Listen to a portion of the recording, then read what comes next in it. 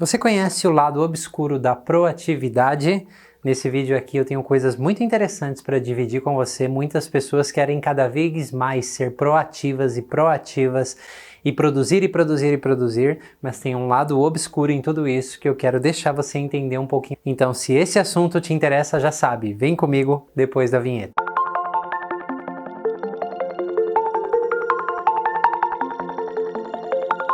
Olá, eu sou Manuel Augusto, eu sou fundador do Núcleo Terapêutico Sinapse, eu sou criador da metodologia MIRI, Metodologia Integrativa de Reconexão do Eu, metodologia essa baseada em mais de 16 abordagens terapêuticas diferentes. Então nesse vídeo aqui eu quero ser muito direto ao ponto com você, falar sobre proatividade, produtividade, né? Quantas vezes nós não ouvimos as pessoas quererem ser mais proativas. Eu de fato sou uma pessoa muito produtiva, proativa, e eu tenho algo para dividir com você. Eu não sei se você poderia imaginar isso, mas a minha proatividade, a minha produtividade chegou a me levar para uma depressão profunda. Então, para isso eu tenho que voltar no tempo para te contar alguma coisa. E não é voltar no tempo da minha depressão, não. Na verdade, eu quero dividir com você antes uma frase de William Emerson, que é um dos pioneiros da psicologia pré e perinatal, e ele diz o seguinte: lá dentro do útero, quando a gente está se desenvolvendo, quando a qualidade do ser não é mais seguro, o feto, o bebê crescendo ali dentro, ele substitui a qualidade de simplesmente ser por algum tipo de estratégia. Então, ser passa a ser fazer. Faço, logo existo. Por isso, pessoas que são proativas é muito difícil para elas pararem e simplesmente ser elas mesmas, né? Sentem que não são úteis se não produzirem alguma coisa, que sempre estão procurando o que fazer. E o que tem a ver isso com a qualidade do ser, né?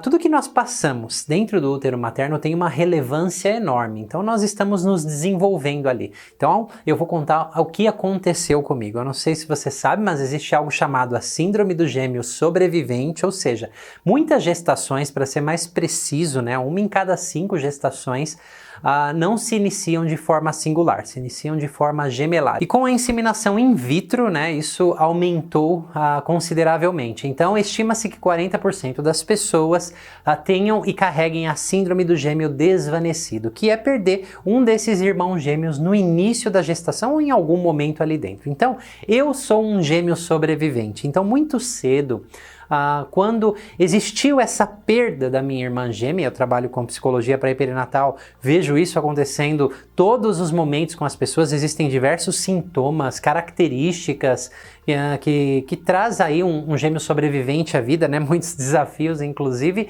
e coisas boas, se você puder contextualizar, que é o que eu vou te dizer. Inclusive, vou gravar um outro vídeo falando para você sobre essas características de um gêmeo sobrevivente, tá bom? Mas voltemos ao meu caso. Então, muito cedo na minha vida, eu não sei se você assistiu o meu último vídeo, se não assistiu, assista aqui, eu falo do início das nossas emoções, tá? Talvez você veja um card aqui que você pode dar uma olhadinha lá nesse vídeo, tá bom? O início dos nossos aprendizados emocionais realmente se dá ali dentro do útero materno. Então, quando eu perdi a minha irmã gêmea, um dos aprendizados emocionais que eu tive foi mais ou menos assim: já que eu tenho que ir para a vida sozinho, eu vou fazer tudo sozinho e ponto.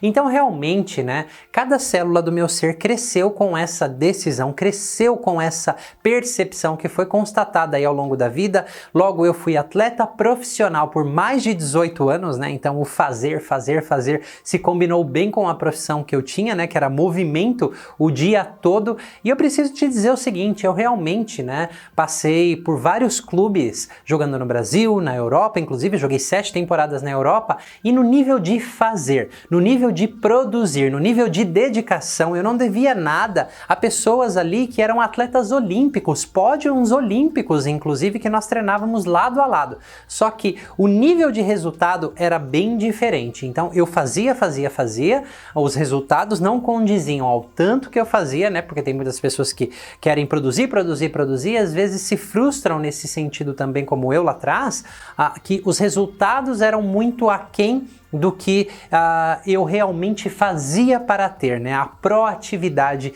sempre foi muito alta. Então, isso acabou me levando a uma depressão profunda e investigações aí dentro de processos terapêuticos, né? Descobri as raízes disso dentro de mim. Algumas pessoas, por alguns choques intrauterinos, se congelam completamente e não conseguem fazer. Mas o fazer, se você não contextualizar bem, ele vai drenar absurdamente a sua energia. Fazer, porque, de fato, qualquer coisa que tenha acontecido dentro do útero tira de nós a qualidade do ser. E ser não significa sair viajando o tempo inteiro, somente curtindo a vida e aproveitando, mas a qualidade de ser quem você é em essência. Não estou falando só de descansar, só de passear, tá? Então eu estou falando de aspectos aqui muito mais profundos. Então, o meu desafio não foi o fazer. O meu desafio foi aprender a parar, aprender a ser eu mesmo em essência. E claro que isso é um processo terapêutico, me ajudou bastante. Ninguém tira de mim a qualidade da proatividade, ninguém tira de mim a qualidade do fazer, ok? Só que se eu não tenho consciência, se eu não estou consciente no meu dia a dia, eu vou lá fazendo, de novo entrando nesses mecanismos que foram aprendizados muito precoces que eu já tive dentro do útero da minha mãe. Então realmente tem um lado negativo em tudo isso, né? Nada nessa vida, nenhum comportamento é só bom, nenhum comportamento é só ruim.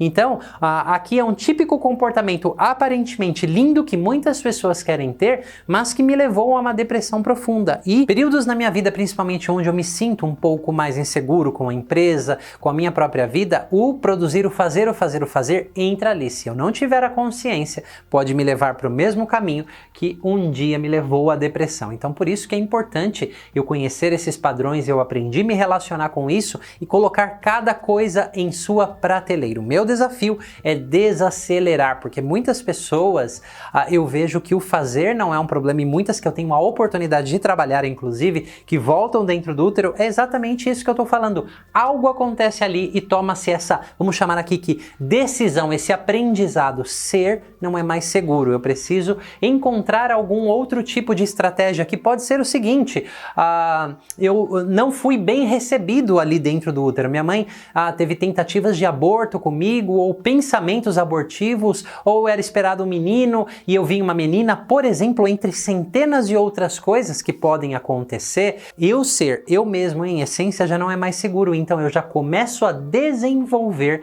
algum tipo de estratégia, que pode ser: eu vou agradar minha mãe a todo custo, buscando o amor dela. Você vai me amar, nem que seja a última coisa que você faça nessa vida. Quantos casos a gente não vê assim, né? Isso não é declarado, mas os comportamentos, eles vão nessa direção, porque a qualidade do ser dentro do útero crescendo ali foi afetada. Então, realmente, voltando para a proatividade, tem muitas pessoas que o desafio, né, por questões que elas passaram, a experiência foi diferente, o aprendizado, a adaptação foi diferente, que não foi o só fazer, no sentido de proatividade, mas foi um fazer no sentido de se retrair. O desafio delas será dar passos na vida, porque para essas pessoas a desaceleração é muito mais fácil, o difícil é fazer. Para outras como eu, o difícil é desacelerar, né? Na verdade é o desafio. Então, eu queria deixar você entender, né, que expandir a sua consciência, na verdade, cuidado, né, que nada é só bom e nenhum comportamento é só ruim,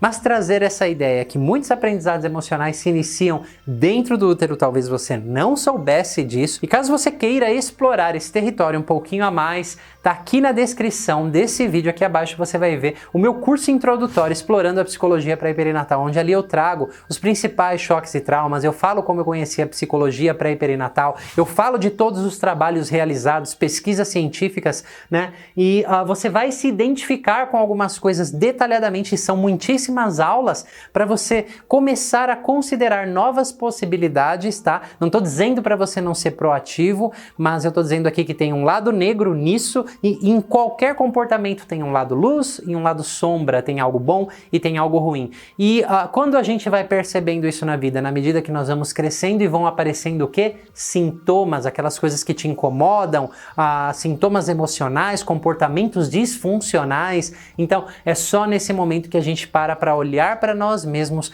e considerar a possibilidade de trabalhar dentro do útero. Pode ser realmente algo maravilhoso. O que significa trabalhar dentro do útero, né? A gente sabe hoje que adultos acessam facilmente essas memórias, né? Não se trata apenas de acessar, mas ir fazendo intervenções para ir corrigindo alguns aprendizados, para a gente sair desse piloto automático. Então todo esse trabalho me ajudou muito. Ninguém tira de mim a proatividade, só que hoje eu coloco nas prateleiras certas. No momento que eu preciso usar, no momento que eu preciso dar um gás, eu faço de forma consciente, não para adoecer, e quando eu preciso descansar, hoje eu também consigo planejar isso. Não é só um descansar de férias, é ser eu mesmo em essência. Eu posso fazer isso a cada dia, tá ok? Eu sei que isso talvez não seja tão habitual para você, essa linguagem que eu usei, esses termos falando o que é ser em essência, mas é realmente você não ter a necessidade de simplesmente produzir para se sentir útil,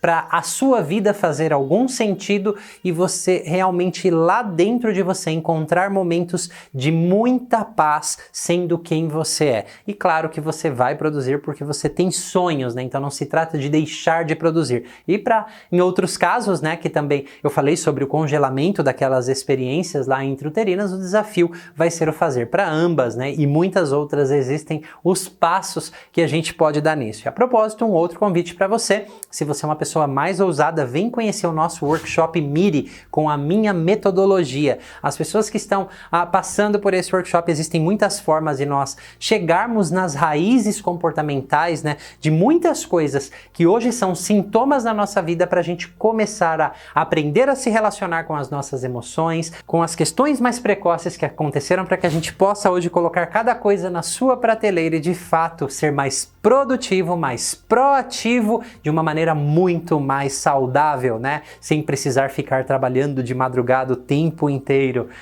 e realmente desfrutando da qualidade de ser quem você é, né? Porque às vezes nós temos comportamentos impulsionados por essas dinâmicas tão profundas dentro de nós que nós não temos a consciência e simplesmente somos impulsionados e lá vem os sintomas para a gente parar e olhar para dentro de nós, porque de outra maneira nós não faríamos. Não sei se você havia pensado dessa forma, mas eu quis compartilhar esse pedacinho da minha história, esse trechinho de informação com você. Eu espero ter agregado novas letras ao seu vocabulário. Se você gostou, deixa o seu like, compartilha esse vídeo se você acha que vai agregar para alguém. Deixa o seu comentário aqui embaixo, é sempre muito importante a sua interação, não só para o YouTube entender que esse conteúdo é relevante, mas também para eu perceber se você está entendendo o que eu quero comunicar para você e trazer novas letras ao seu vocabulário sempre, tá? Se você não é inscrito no canal, esse é o momento, inscreva-se agora, clica no sininho para você não perder nenhum conteúdo e eu me despeço aqui com as minhas duas frases preferidas.